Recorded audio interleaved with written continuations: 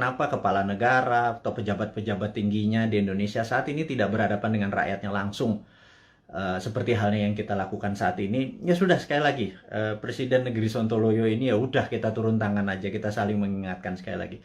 Dan tujuannya ini adalah kita semua memerlukan guidance, termasuk saya. Kita memerlukan arah, kita memerlukan visi misi yang sama.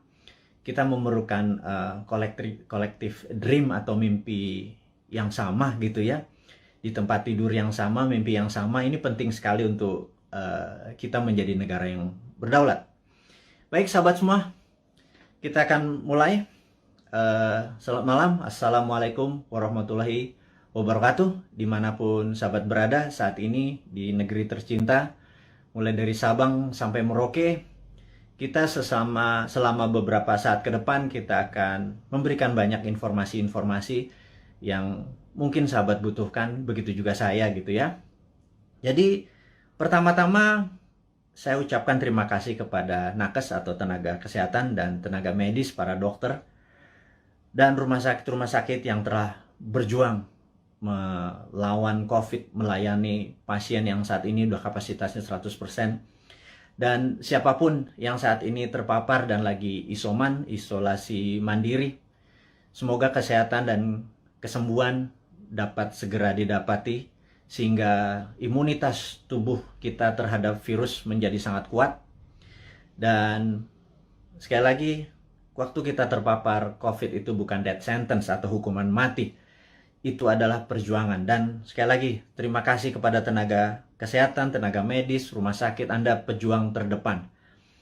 Anda adalah pejuang-pejuang yang membawa bambu runcing yang mengalahkan penjajah itu. Dan saya dari hati yang dalam dan kita kaum New Mind mengucapkan selamat dan terima kasih berkali-kali. Terus semangat, terus semangat. Kami bisa apa? Kami hanya bisa menerapkan protokol kesehatan di manapun kami berada, dan kami mengurangi kegiatan berjumpa dengan banyak orang. Kami taat, dan kita harap hal ini semua bisa terlewati. Kita tahu bahwa saat ini pemerintah lagi berjuang dengan gayanya, dan semua negara juga berjuang dengan gaya masing-masing, tapi ada yang sudah lewat. Ada yang seperti kalau kita nonton Euro Cup kemarin gitu ya, agak sebel juga gitu ya, dimana mereka udah nggak pakai masker, mereka menang bukan sekedar menang dari COVID, tapi juga bola itu menjadi perayaan pelampiasan rasa suka yang setelah 1,5 tahun mungkin semuanya lockdown, dan kita masih berada di rumah dengan PPKM-nya gitu ya. Lebaran 2020 kita taat pada pemerintah untuk tidak pulang kampung, kemudian Lebaran Haji pun kita tidak sholat Id di publik. Mendadak tahun 2021, entah bagaimana, kita juga nggak pulang kampung. Saya juga rindu sekali sama ibu saya, keluarga saya di kampung yang nggak bisa ketemu. Dan kita taat. Kemudian Lebaran Haji ini pun kita nggak bisa keluar lagi. Dalam hati kita cuman berkata, kalau sampai tahun depan Lebaran masih kita nggak bisa pulang kampung, dan Lebaran Haji tahun depan kita tidak bisa berhaji, saya rasa ada masalah dengan bernegara kali ini. Udah kalian itu tidak menghadapi rakyat dengan langsung mengatakan apa yang terjadi. Sudah kita tidak boleh berhaji. Dan ada yang mengatakan nggak boleh berhaji masalah COVID. Rasanya enggak. Banyak yang mengatakan ini jangan-jangan masalah politik. Karena kita negaranya miring ke salah satu kekuatan politik dunia gitu ya, yaitu Tiongkok. Itu kita jujur-jujur aja. Kenapa sih kita nggak menjadi negara yang tidak harus miring ke kiri, nggak harus miring ke kanan, tapi semuanya kita rangkul gitu ya. Dan nyata, ngerangkulnya tuh nyata. Kalau sekarang kan agak miring ke salah satu, sehingga kita tahu Saudi adalah perpanjangannya tangan Amerika, di mana Amerika dengan petrodolarnya atau negara petrolnya Saudi dan negara Timur Tengah dikendalikan menjadi underlay-nya terbitnya dolar gitu ya. Berarti kan dia miringnya ke sana ya. Begitu kita nggak berhaji, jangan-jangan, sekali lagi jangan-jangan gitu ya. Ada yang bilang dana hajinya kepake infrastruktur. Saya pikir lah itu mah nggak nggak tahu juga saya apa yang terjadi di atas sana. Tapi yang mbok diterangkan gitu ya, jangan membangun narasi pakai buzzer. Buzzer sudahlah, udah masa lalu buzzer itu. Saat ini di DM kami di Bosman ini banyak buzzer-buzzer yang minta maaf, yang saya pikir no, kamu nggak usah minta maaf sama saya karena banyak keluarganya terpapar COVID juga gitu. Ternyata keluarga buzzer itu tidak anti, tidak kebal COVID juga, terpapar juga, dan ada yang meninggal juga. Akhirnya kapok juga jadi buzzer, kirain waktu jadi buzzer mereka tidak terpapar gitu ya. Nah, jadi udahlah, kita buzzer yang berjumlah ribuan itu nggak usah dipakai lagi.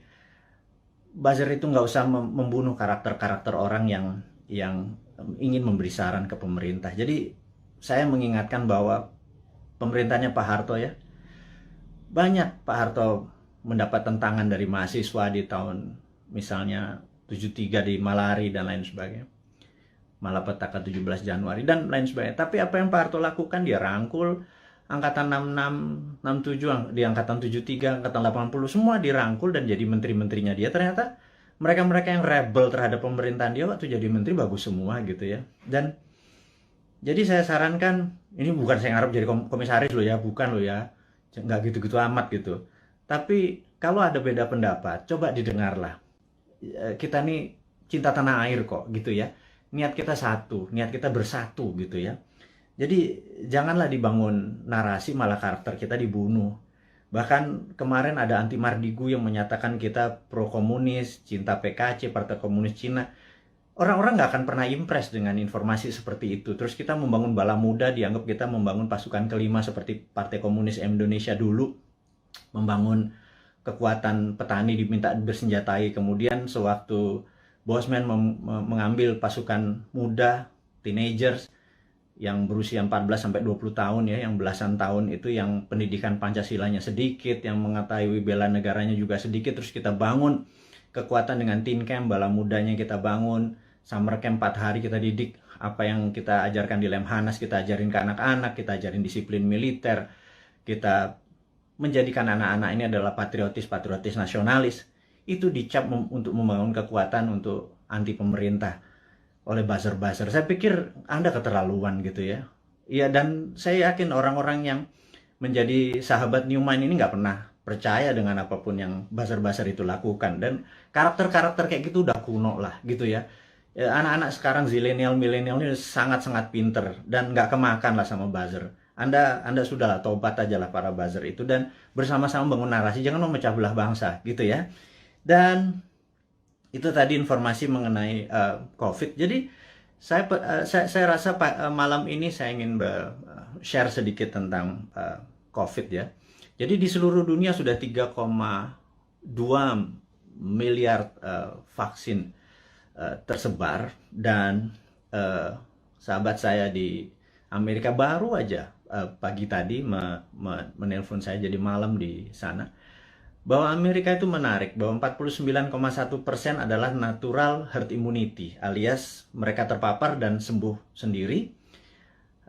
Kemudian 13 sekian persen menggunakan vaksin. Jadi kalau 49 tambah 13 mereka sudah hampir 70%, alias sudah kena herd immunity-nya. Jadi kalau 10% lagi divaksin dalam waktu 3 atau 4 bulan, kemudian Amerika sudah melewati herd immunity. Dan Eropa juga sama.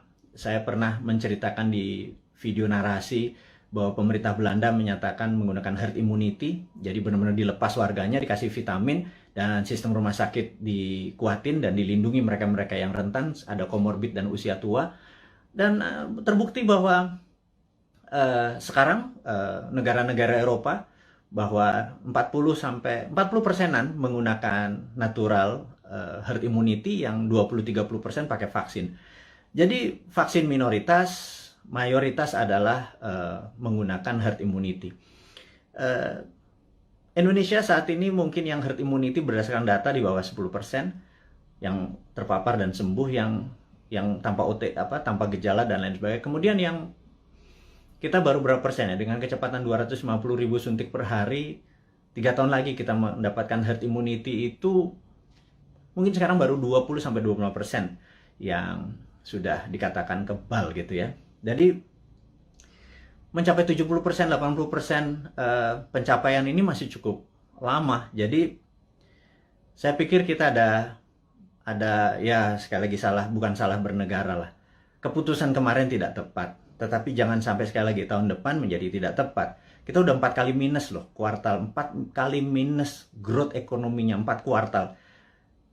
Itu sebenarnya berat nanti ya. Sekarang kita bicara COVID dulu. Jadi Tiongkok saat ini sudah mencapai 70% juga imunitasnya, dan mereka mengatakan mereka memakai vaksin. Tapi sekali lagi, data dari Tiongkok saya nggak pernah percaya utuh, karena negara komunis itu memiliki propaganda. Malah feeling saya sekali lagi, rasanya Tiongkok menggunakan herd immunity juga, alias 40% dari populasi menggunakan natural herd immunity. Mereka terpapar dan mereka sembuh, dikasih vitamin dan dikasih sarana kesehatan. Yang 30% atau 40% baru pakai vaksin, sisanya vaksinnya diekspor ke luar negeri. Jadi jangan-jangan Tiongkok sendiri pakai herd immunity natural gitu ya, dan sementara kita pakai herd immunity vaksin gitu ya. Semuanya benar. Saya tidak anti vaksin, saya sangat mendukung vaksin. Vaksin terbukti mengurangi tingkat fatality atau tingkat kematian. Jadi divaksin itu penting, tetapi lebih penting lagi kalau herd immunity natural, kekuatannya natural alami gitu ya. Nah, vitaminnya multivitamin biasa, B kompleks, B12, vitamin C, vitamin D plus matahari, olahraga, makan sehat dan lain sebagainya. Itu adalah basic untuk meningkatkan imunitas, dan kemudian mineral-mineral dan lain sebagainya. Itu basic sekali dan semua dunia juga tahu, sehingga yang terjadi di negara Tiongkok adalah mereka-mereka yang natural herd immunity-nya. Dan ini ada yang menarik, sampai ada sebuah statement dari Anda kalau suka nonton, denger ya. Jadi kalau IG itu kan tempat pamer, jadi ada pamer kekayaan, pamer perjalanan dipamer-pamerin. Kemudian kalau di TikTok itu beda, generasi TikTok sama generasi IG beda. Kalau di TikTok itu Anda harus sombong gitu.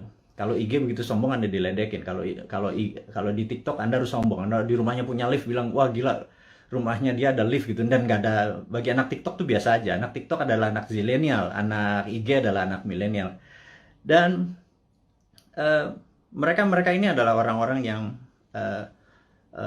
well informed atau terinform bagus dengan dunia digital. Dan jadi sekali lagi kembali ke masalah COVID. Jadi Indonesia memilih menggunakan vaksin gitu ya, sementara negara-negara Eropa menggunakan natural herd immunity. Oke, nggak apa-apa. Yang penting sekarang kita adalah menjadi negara yang harus terbebas dan menang dari COVID.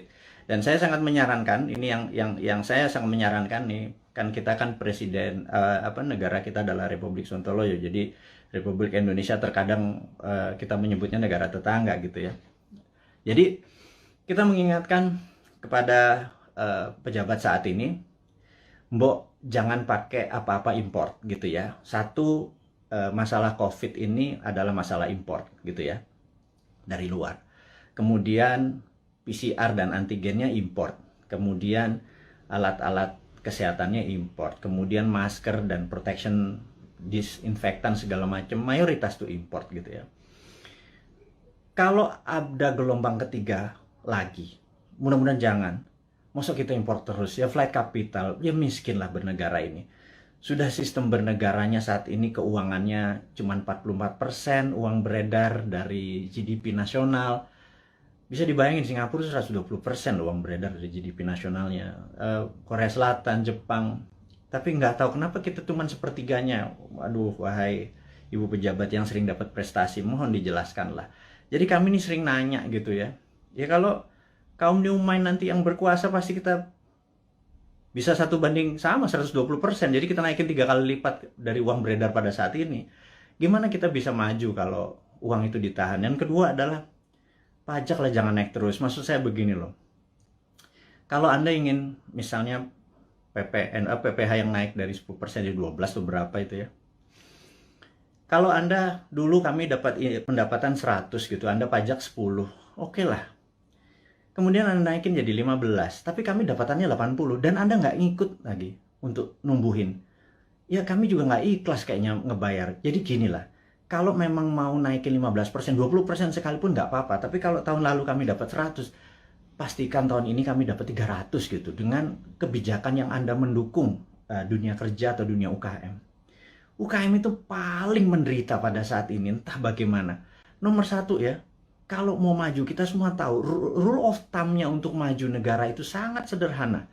Yaitu kredit selalu tumbuh di atas 15% setiap tahunnya daripada tahun belakangan. Jadi kalau tahun lalu 100, ya tahun ini 115. Minimum dengan naiknya 15% dari kredit tadi, negara naik 7%. Kalau sekarang jangankan 4%, 5% naik. Jadi kalau growth-nya cuma 2%, malah minus, itu ya wajar karena uang terlalu ketat. Dan apa sih susahnya Anda untuk memprinting money berbasis production gitu loh. Kita udah ingatkan berkali-kali dari 2016, Bosman Sontoloyo ini mengingatkan MMT itu modern monetary theory yang digagas oleh Michael Hudson itu bukan isapan jempol. Kita cuman beda mazhab aja. Anda Keynesian, kita post Keynesian. China pakai sudah dari tahun 89. Amerika pakai dari tahun 71 printing money itu. Terus negara Eropa, negara Jerman pakai semua. Ini untuk menyelesaikan masalah COVID ini ya, Tiongkok pun melakukan printing money saat ini. Dan kok kita malah minjem sih? Aduh, gimana sih? 6.500 triliun loh. Itu bunganya aja udah hampir 3.300 triliun. 300 triliun kalau buat beli obat itu selesai masalahnya, gratis semua, PCR gratis, antigen gratis. Kalau PCR-nya bayar, antigennya bayar, gimana kita mau travel? Terus udah kayak gitu, dengan PPKM kita ini udah taat sama ininya, tapi semuanya bayar gitu ya. Vitamin bayar gitu ya. Terus pajak bayar, terus kita pokok nggak pernah kebayar, negara sibuk bayarin utang, terus nambah utang. Aduh, ini mau mulai dari mana? Kita nih bertanya. Jadi sekali lagi, sahabat semua, kaum New Mind, kita ingin ke depan kita menjadi negara berdaulat. Jadi hari ini yang mau diinformasikan adalah gimana caranya kita di tahun 2045 Indonesia adalah negara superpower. Udah ya, itu adalah tema hari ini. Kenapa kita bilang ada yang penting dari Bosman hari ini mau mengumumkan sesuatu. Yaitu kita ingin tahun 2045 pada saat Indonesia 100 tahun, Indonesia Emas, Indonesia menjadi negara superpower, bukan sekedar negara kaya lagi. Negara superpower. Kita nggak bisa tumbuh hanya 5% atau 7% seperti janji-janji kemarin di dalam kampanye. Nggak bisa. Kita tumbuh harus lebih powerful dari angka-angka itu. Terus bagaimana membuat ini berdaulat gitu ya? Oke, sahabat semua. Saya ada beberapa informasi sebelum kita masuk ke topik ke sana, bahwa kita tahu saat ini negara-negara sudah kena herd immunity-nya dan kita masih belum.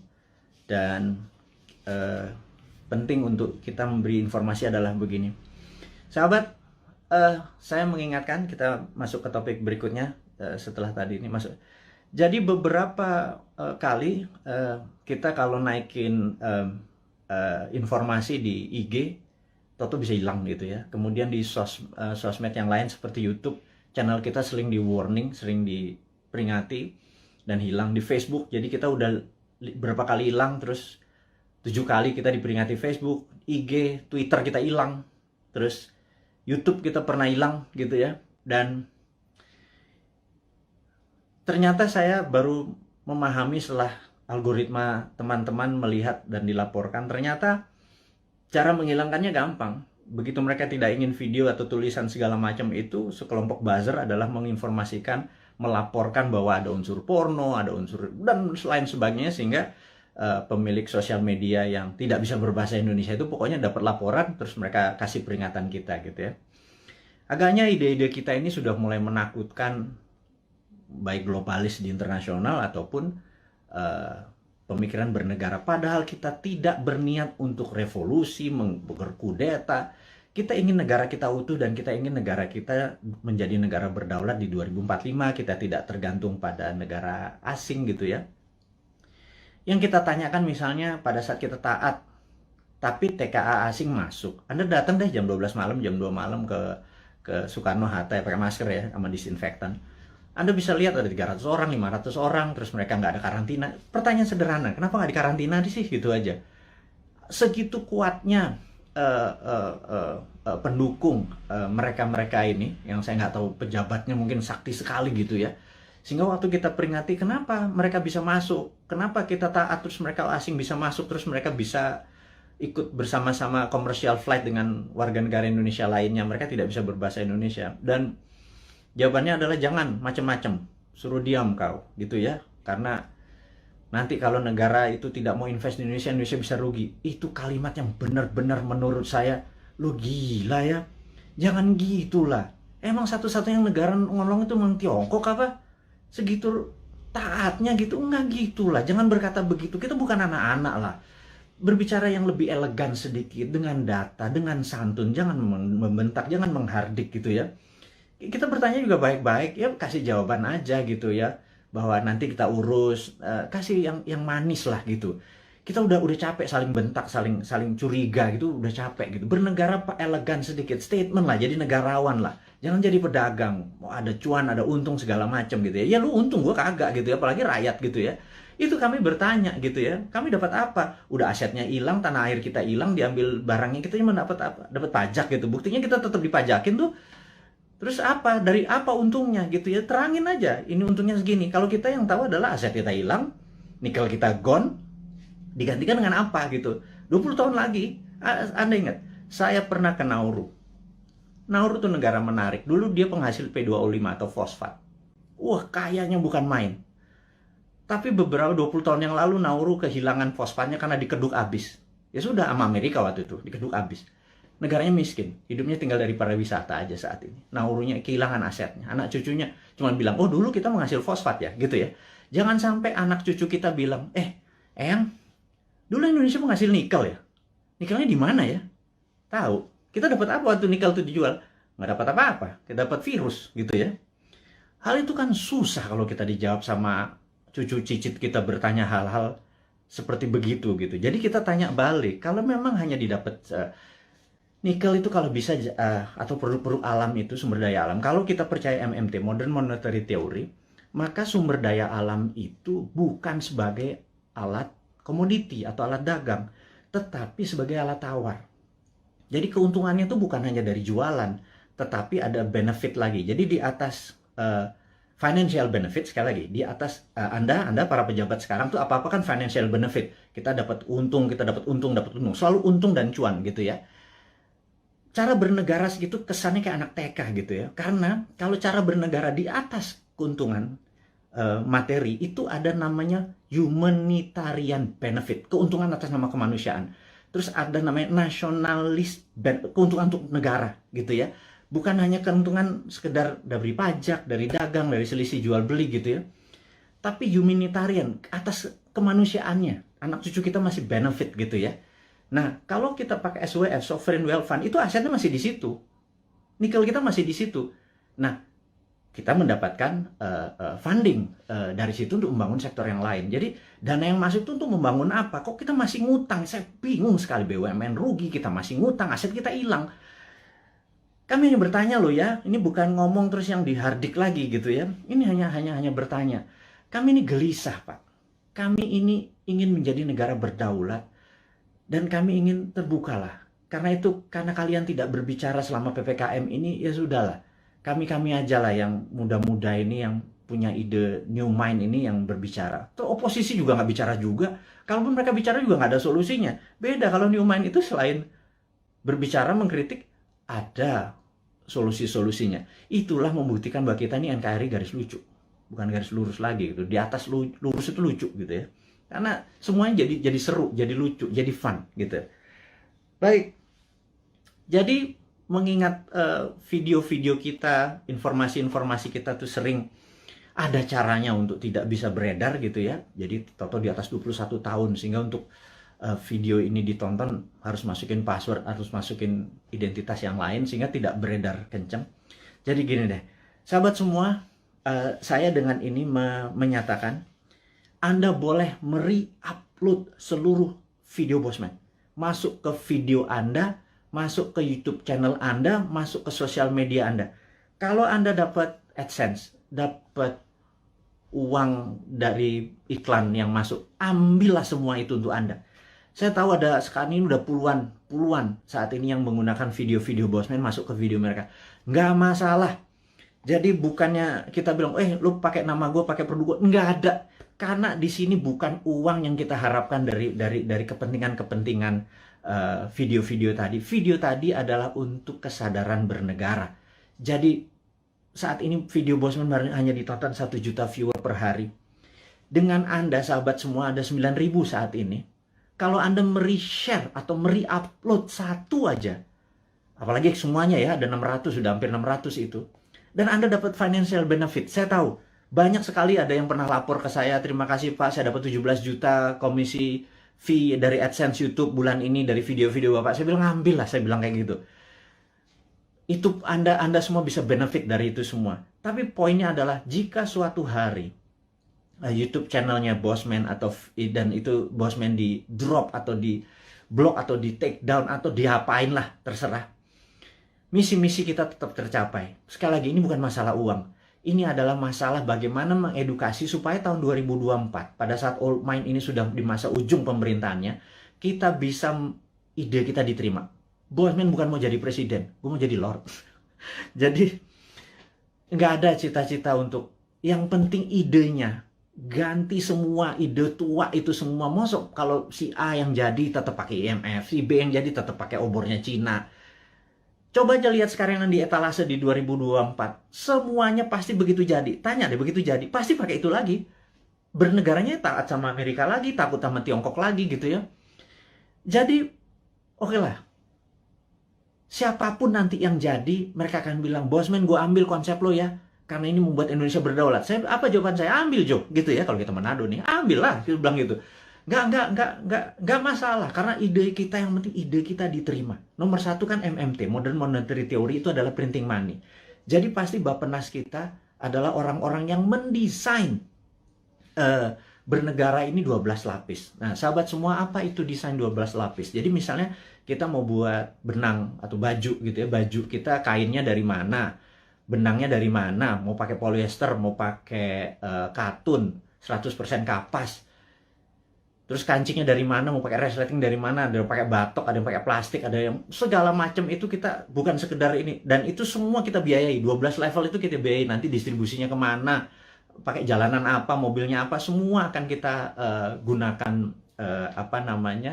produk-produk lokal. Dan itu pakai printing money. Jadi printing money itu tidak bisa jalan sebelum project itu dihitung cost accountingnya, ya.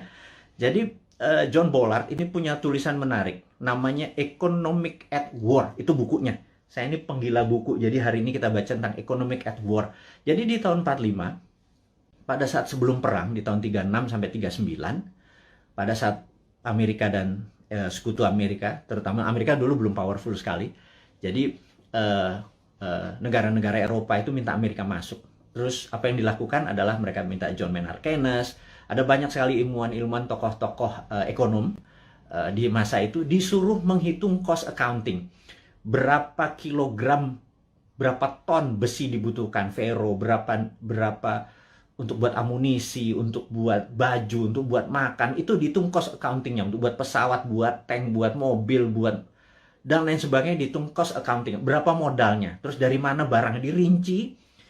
Syaratnya sederhana. Churchill waktu itu sangat sederhana. FDR juga, Franklin Delano Roosevelt juga perintahnya sama. Ini dua Inggris sama Amerika memang kompak banget. Mereka cuma bilang, berapa biayanya untuk kami menang perang. Perang itu ada perang sama Jepang dan perang sama Jerman gitu ya. Mereka menghitung totalnya sekian billion dolar. Itu angka dari langit, billion dolar. Begitu mereka printing money, udah. Underlay-nya adalah alat-alat perang tadi gitu ya. Ada inflasi? Nggak ada gitu ya. Makanya saya bilang printing money kok ada inflasi. Saya bilang, lu sekolah di mana sih? Segitu takutnya sama printing money gitu ya. Printing money itu ditakuti kalau tidak ada production yang dibuat gitu ya. Tapi kalau, nah, bukunya baca, namanya The Economic at War. Jadi The Economist at War. Jadi orang-orang memenangkan perang tuh ekonom yang memenangkannya gitu ya. Nah, jadi sama, kita nanti akan sama juga. Kita akan membuat menghitung cost accountingnya. Kemudian kita akan printing money dan UKM kita langsung jalan ini jalan. Karena kita mau tahun 2024 itu kita menjadi negara berdaulat gitu ya. 2045 kita akan menjadi, dan mulainya dari 2024 karena sekarang kayaknya udah nggak kasihan sekarang ngurusin COVID, terus ngurusin apa Tiongkok ya udahlah, itu mereka terlalu repot dengan urusan gitu. Nggak mungkin lah bisa menjadi negara berdaulat. Kita cuma ngingetin sekali lagi. Jadi kita harapkan konsep kita ini diterima oleh siapapun yang nanti mau running 2024, konsep kita ini. Jadi kalau Anda bayangin ber-9.000 kita upload masuk, Anda buat, kalau nggak punya YouTube channel, Anda buat YouTube channel. YouTube channel Anda sendiri, Anda tinggal ambil tulis kita terus kasih judul-judul yang jangan terlalu negatif atau terlalu clickbait gitu ya. Kasih yang educate, kasih yang fun, kasih yang lucu dan lain sebagainya. Sehingga ribuan atau jutaan orang. Saat ini ada 180.000 orang yang ada di internet. Ada 180 juta. Jadi saya harapkan teman-teman bisa memanfaatkan. Kalau Anda dapat 1 juta per hari, Anda bisa hampir 100 juta itu dari AdSense-nya dari YouTube gitu ya. Pakai aja video-video kita ini untuk di-re-upload, di-reshare, dan pakai akun-akun Anda sendiri. Perbanyak itu semua informasi-informasi itu. Anda boleh mengganti thumbnail-nya, mengganti footage-nya. Yang penting voice-nya jangan dipotong. Narasinya gunakan tulisan agar orang menjadi lebih paham gitu ya. Ini tujuannya bukan untuk memecah belah bangsa, ini tujuannya untuk membuat kita negara berdaulat. Dan cara cerdas bernegara ini sudah hampir 600 video. Sebarkanlah gitu ya. Kemudian sahabat semua, kita saat ini ya tadi ada informasinya adalah untuk mereupload. Anda sangat diizinkan menggunakan nama Anda, video-video Bosman. Saya harapkan ada 9.000 sahabat ini punya 9.000 akun yang masing-masing taruh semua videonya Bosman, dan Anda dapat faedah yang sama. Sekali lagi, kita baru mencapai mungkin 1% dari populasi. Bayangin dari 180 juta orang yang punya akun di sosial media atau internet, menggunakan internet ini, baru 1 juta yang kita capai. Masih kecil sekali. Gimana cara 100 juta bisa menonton video ini? Dan kalau 100 juta bisa menonton video ini melalui Anda punya channel, ya Anda yang dapat duitnya loh. Bicara itu aja dulu. Di masa pandemi seperti begini susah bergerak, ya udahlah, YouTube channelnya Anda aktifkan gitu ya. Mudah-mudahan jadi faedah ini bersama. Dan saya mengingatkan bahwa saat ini kita tahu bahwa kita berperang, dunia saat ini berperang. Contohnya lagi, bisa dibayangkan bahwa di dunia yang perang dunia pertama, yaitu tahun 1914 sampai 1918, 4 tahun. Itu perang dunia 1. Kemudian perang dunia kedua 40 sampai 45, 5 tahun. Dan kita tahu 2016 waktu Trump menyatakan menjadi presiden, 2017 Trump declare war ke Tiongkok. Tapi bukan world war, bukan perang dunia, tetapi adalah economic warfare dengan salah satu strateginya menggunakan trade war, perang dagang. Itu terjadi, dan begitu itu terjadi maka di tahun 2017 sahabat semua ingat, kita mengingatkan dengan waktu itu belum pakai YouTube. Di 2019 kita mengingatkan bahwa everything start with the economic warfare, diakhiri dengan military war gitu ya. Dan di tahun 2020 untuk menjatuhkan Trump, globalis dan Demokrat Amerika menggunakan tool yang namanya biological warfare, yang namanya COVID, untuk menyerang Amerika. Dan pada saat itu yang disarankan oleh mereka menggunakan masker, tapi Trump punya analisa sendiri bahwa kalau peristiwa dari Spanish flu itu ada 3 gelombang. Jadi gelombang pertama tertinggi, kedua agak rendah, ketiga terendah. Tapi virus pertama itu paling lemah, kemudian agak kuat, terakhir yang paling kuat gitu ya. Nah, jadi pada saat terlemah ini semua orang terpapar aja supaya tingkat herd immunity-nya tercapai. Dan yang terjadi oleh Trump dilakukan adalah dibebasin aja, toh mereka punya operating sistem dari kesehatannya terbaik di dunia. Dan ternyata terbukti sekarang 49%, 49,1% di Amerika menggunakan herd immunity natural. Dan ini adalah, ya tapi sekali lagi Trump kalah dengan 4 negara bagian yang dalam tanda petik dicurangin katanya. Tapi itu negara Amerika, bukan negara kita. Tapi dia adalah salah satu polisi dunia yang berkepanjangan. Ternyata Biden ini mengambil konsepnya Trump untuk masih berperang juga dengan Tiongkok. Jadi, dan itu adalah perang dunia negara. Kita nggak ikut-ikutan. Tetapi kita di dunia ini perang dengan makhluk yang tidak kelihatan yang namanya virus corona atau COVID gitu ya. Jadi begitu dunia saat ini menjadi satu rasa dan perang bersama, inilah yang menarik. Bahwa kita harusnya sudah menggunakan war mode atau ekonomiknya at war. Jadi ekonomi itu ada 3, economic at normal condition, economic at crisis, dan economic at war. Jadi harusnya bernegara itu pakai economic at war. Sayangnya sekali lagi mereka nggak paham saat ini, old mind yang berkuasa ini nggak paham bahwa ekonomi at war tuh gimana ya gitu ya. Sekali lagi, aduh, itu kadang-kadang kita mengelus dada gitu ya, kok ya beda lagi strateginya, ya nggak pakai ngutang jelasnya gitu ya, harus berdikari, berdiri di atas kaki negeri, every country for their own, negara ngurusin sendiri. Jadi begitu kita masuk perang dunia, yaitu 2020 kemarin, 2021 saat ini kita masih dalam keadaan perang, dan WHO serta World Bank sudah mengumumkan bahwa perang ini diperkirakan berakhir tahun 2025. Jadi perang ini masih panjang, sahabat semua. Perang ini kan perang besar itu kan ada battle perang, pertempuran kecil gitu ya. Ini masih banyak di Jawa sekarang, di Bali itu masih ada pertempuran kecil. Dan kita harus memenangkan pertempuran itu untuk memenangkan peperangan. Jadi bayangin kalau kita baru selesai tahun 2025. Jadi baru sebagian yang tahun 2022 lepas sebagian, 2023 lepas sebagian, dan lain sebagainya. Nah, kalau melihat kayak gini, mood-nya atau apa ya, cara bernegara saat ini tidak juga memahami ini World War III, perang dunia ketiga. Karena perang benar, semua negara perang kok masih nggak declare juga sebagai perang dunia. Ini akan berbahaya bernegaranya. Jadi ya udah, kita sebagai kaum Sontoloyo mengingatkan kaum New Mind ini, Presiden Republik Sontoloyo mengingatkan kaum New Mind, sahabat semua, ini adalah war mode gitu ya. Sahabat semua, ini adalah World War III. Sahabat semua, kita harus kompak. Sahabat semua, kita harus membangun kekuatan bersama gitu ya. Sahabat semua, kita nggak usah bergantung pada negara lain, kita bergantung pada kekuatan tanah air sendiri. Nah, gimana cara bergantung pada tanah air sendiri nih? Nah, ini informasi berikutnya mau diumumkan. Jadi sahabat semua, kalau Anda punya UKM, sekali lagi, Anda punya UKM, Anda perlu dana. Saat ini di Santara ada sekitar 2 triliun dana dengan 280.000 investor receh. Ya, sederhana ya, 280 investor itu anggap masing-masing naruh 10 juta rupiah aja untuk invest di portfolio keuangannya, mau invest di UKM Anda. Jadi kalau 10 juta dikali 280 itu 2,8 triliun. Jadi ada 2 triliun. Sahabat semua, kalau Anda punya UKM, Anda perlu dana.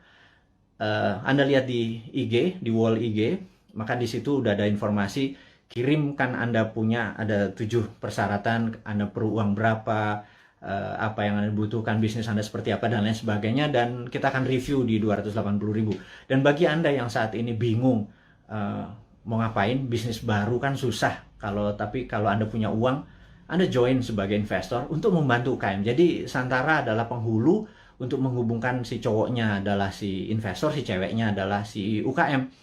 Dan saat ini Santara adalah perusahaan terbesar dan nomor 1 leading di perusahaan urun dana ECF, Equity Crowdfunding, dan ini adalah kontribusi dan itu adalah kontribusi dari komunitas kita New Mind ini untuk membangun ekonomi Indonesia. Itu base-nya MMT. MMT kita kan pro pada UKM. Pro pada bottom of pyramid. Jadi bukan yang piramid di atas, kita pro pada bottom of pyramid. Ini membuktikan bahwa kita bukan cuma konsep doang. Beginilah cara kita bergandengan tangan. Jadi tadi ya, nomor 1 kita re-upload, kemudian re-share apa yang kita punya informasi. Kedua adalah yuk gandengan tangan untuk membangun UKM. Karena UKM ini yang kuat terhadap masalah krisis ekonomi. Inilah yang membuat Indonesia nanti take off di 2045 adalah kekuatan UKM yang 40-50 juta itu. Tapi UKM itu mungkin kita bagi 3, ada kecil, mikro, kecil, dan menengah. Saat ini mungkin kita yang menengah dulu ya, ngapunten. Jadi kita belum bisa menolong yang mikro gitu ya, yang juga yang kecil gitu. Kita yang menengah dulu. Pelan-pelan. Tangan cuma 2. Organisasi kita masih muda gitu ya, baru 3 tahun. Tapi sahabat semualah yang bisa membuat kita bisa menolong menengah, kecil, dan nanti yang ke mikronya gitu ya. Makanya yuk gandengan tangan, kita invest di UKM. Nah, kemudian ada lagi yang kami mau umumkan sekali lagi, teman-teman, bagi mereka yang saat ini ada kondisinya kita tahu nggak stabil ke depannya, tidak ada yang terbaik daripada uang Anda ditaruh di gold atau di emas gitu ya. Jadi daripada, dan emas itu kalau pakai fisik kan bisa bermasalah. Sebentar lagi Dinaran akan menerbitkan ATM Gold. Jadi Anda bisa buka rekening, beli emasnya. Anda bisa ambil kapan saja karena ATM Gold ini kita akan ada di kantor kita, kemudian akan ada di semua mall di Jakarta dulu, dan habis itu nanti ada di semua lokasi. Kita ingin lakukan itu segera. Jadi ini semua adalah untuk bakti kita, gimana caranya kita bergandengan tangan ke depan untuk menjadi negara yang powerful. Sahabat semua, sekali lagi saya mau mereview apa yang kita dapat hari ini adalah negara dalam keadaan perang, dunia dalam keadaan perang. Saya sarankan Anda untuk melakukan hal yang sangat penting yang namanya survival mode.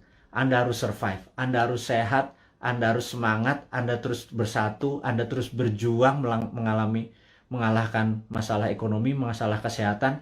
Kita bergandengan tangan, kurangi gerak. Jadi pada saat ada masalah dengan keuangan, yuk kita bergandengan tangan dengan Santara. Yuk nabung di Dinaran. Dan jangan banyak gerak dulu. Sabar. Jadi kita momen ini adalah segalanya. Jadi survival mode. Jadi saat ini ikuti aturan pemerintah untuk PPKM, stay healthy. Teman-teman semua, di akhir informasi hari ini kita ucapkan sehat selalu, semangat selalu, bersatu selalu. Gunakan seluruh kekuatan Anda untuk membangun Indonesia, terus berprasangka baik, terus kompak, dan percayalah Indonesia akan menjadi negara berdaulat di tahun 2024 mulainya, dan di 2045 Indonesia akan menjadi negara superpower. Dari saya, selamat menikmati hari Minggu. Sukses buat Anda semua. Wassalamualaikum warahmatullahi wabarakatuh.